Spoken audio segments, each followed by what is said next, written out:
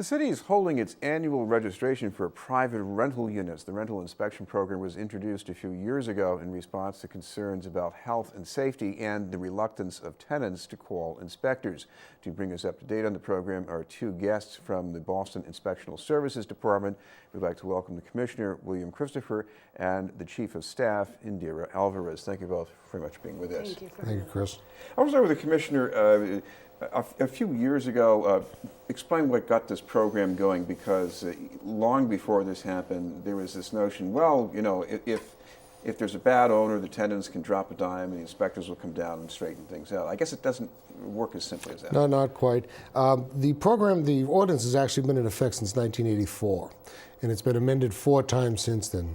The most notable was a few years back when Councilor Ross had ramped up the whole process. And then Mayor Walsh had his last edit last year. And the intention is, as you said, is for us to be able to identify owners of property so that we can gain access to these properties to make sure that they're good living conditions for people. Indira Alvarez, this program was put into, I guess you might say, higher gear, mainly because there's this sense that there are these absentee owners, big owners, they're arrogant, they're uncaring, and of course when the city decided we're going to look at pretty much all the rental units, well, what about the smaller owners, the struggling immigrants? I mean, you know, this is going to be tough on them.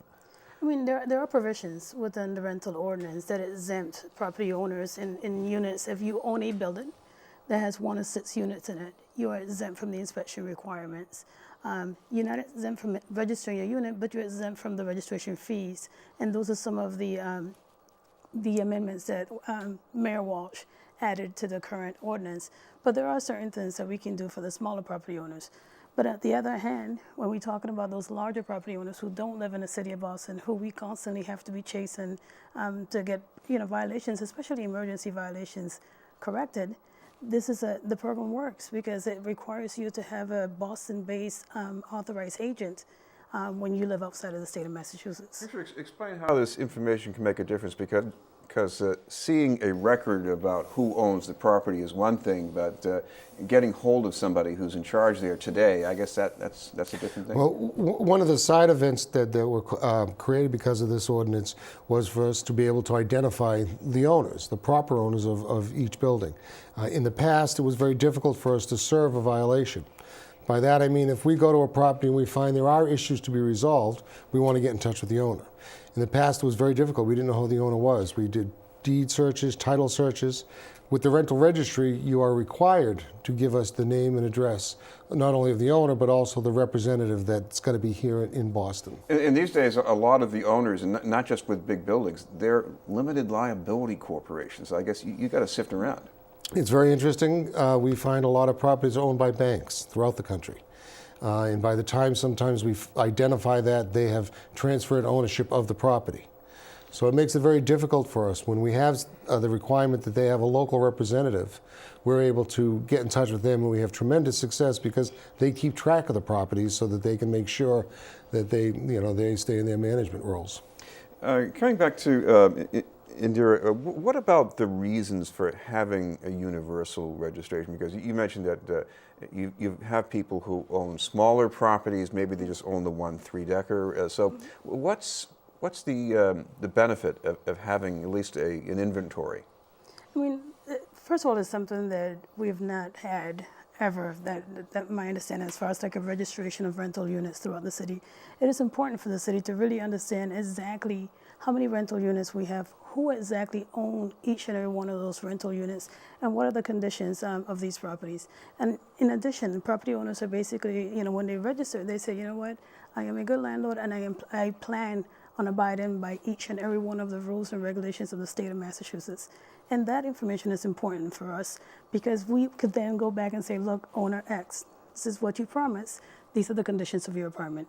Please bring it up to code or what have you. And we have been able to do a lot of seminars and educate the public, educate property owners and occupants, tenants at the same time, and letting them know what this is and the purpose of it.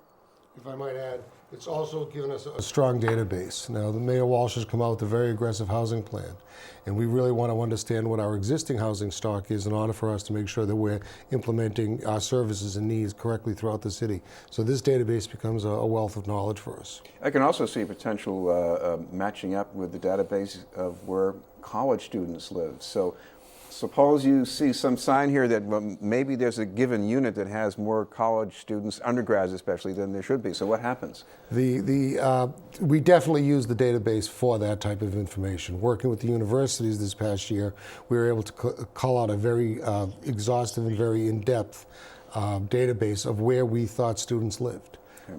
Remember to Indira Alvarez, what about the ability to help some of the smaller homeowners? And, you know, they might have problems in their units, but, you know, these are people, maybe they have good intentions, they want to straighten out the problem. So what can you do to help them?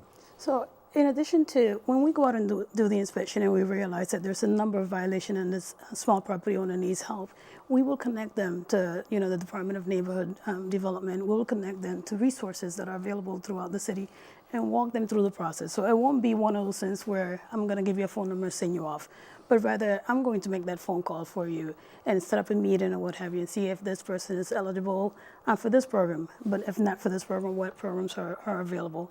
And for the smaller property owners, we really are trying very hard to make sure that they're in compliance with the ordinance, but at the same time they have assistance. And Commissioner, remind us again about what this means for the people who live in these units that you're checking up on. It's all about life safety. It's about the quality of life. The mayor has been very specific that he wants the quality of life to be the same for everybody across the city. So this allows us to get access to these units so that we can do a walkthrough. And again, we're not being mandating change. We're making sure that things are handled properly. We're letting people know what the ordinances are, what the building codes are, so that we can sometimes help them get a better unit in each of their buildings. Alvarez, explain the process for getting a unit registered, because there are different ways this can be done. You can do it in person. You can maybe even do something online too. I mean, you could go to our website and do it online. You could download our application and fill it out and send it in with the fee. You could come into the office if you're not comfortable with a computer, what have you, and we have staff available to go ahead and sit down with you and go through the process with you from step one till the end.